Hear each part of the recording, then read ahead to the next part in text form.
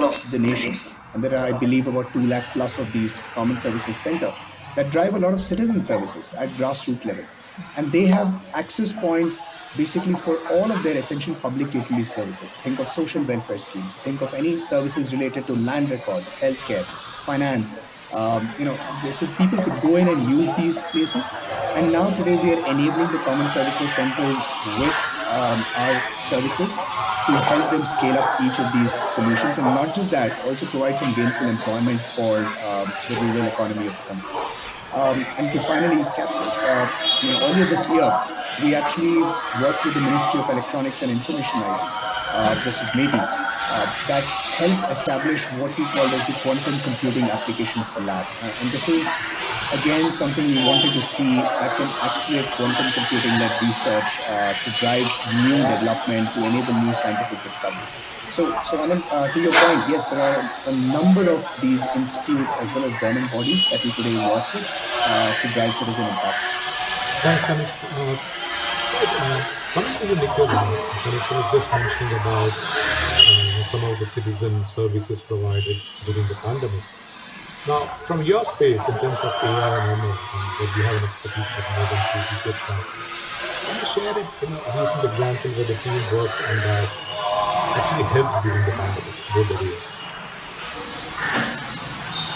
Yeah, no, I mean the last 18 months, right? I mean we've focused on areas that would keep people safe. So I mean the whole intent was that the business still needs to run, people still need to get things, and how can we do that in a safe way, right? And how do we help people get what they want during these trying times, right? So I mean we have been focusing on a couple of applications, both how do we enable safer delivery and also keep our employees safe. So one very interesting app I would give an example of is the CRISP mobile app, right?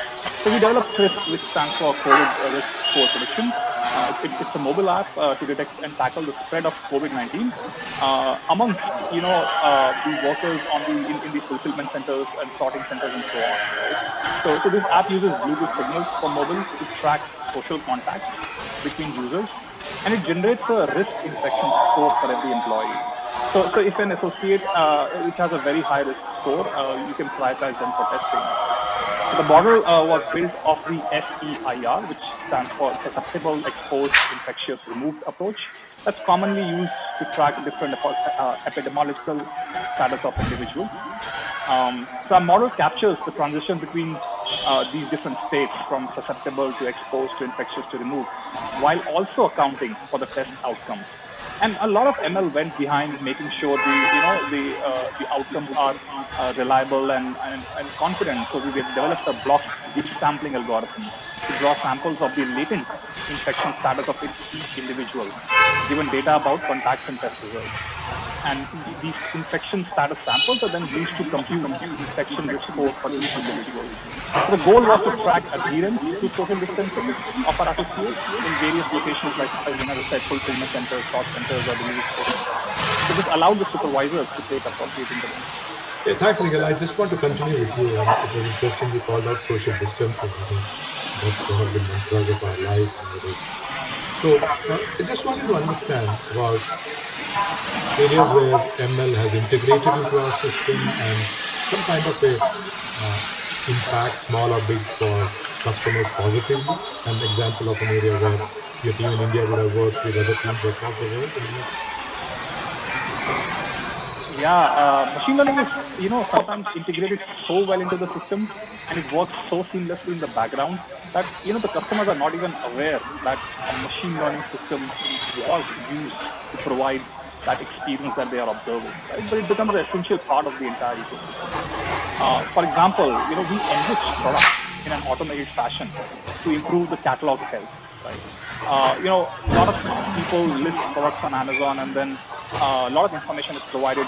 If the information is not in the right structure, or if information is missing, this leads to dissatisfaction at the time of purchase. So we build models to categorize products, and behind the scenes make sure it's in the right category, information such as the RAM size and the color, the material, and all that, which is useful for customers to filter products. Make sure those are all filled in. So this all happens behind the scenes, and it's all powered through machine learning, right? So in fact, both these solutions I'm talking about, we built, we launched two projects for the same, and they were launched worldwide. While we have made great strides in this direction, we are constantly looking for newer ways to continue to double down our efforts in developing technology to continuously innovate and build the best shopping experience for customers by working backwards from them. Kanishka, coming to you, can you tell us how AWS services in developing innovation have really made a citizen impact at scale in this country, specifically during the pandemic? Sure. And I think we've seen this, especially during the pandemic, right? And it's been a massive shift in the way scale has come into bear. Look at the entire vaccination program, or look at the entire COVID triaging, the post COVID house monitoring programs, and so on and so forth. I think more and more public sector organizations have had a chance to see how cloud technologies can help accelerate their digital transformation, and how they can drive innovation much faster to benefit citizens, and in turn the national economy. Take for instance the project Step One, and we're extremely proud of having worked with them and continue to work with them.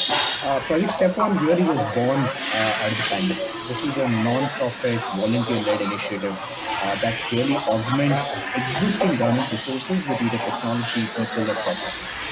This has about 1,000 plus doctors enlisted, about 5,000 plus volunteers enlisted on them. And what it does is it goes ahead, it integrates with the government processes and systems, and provides appropriate telemedicine support for COVID affected citizens. And all of this is free of charge to citizens.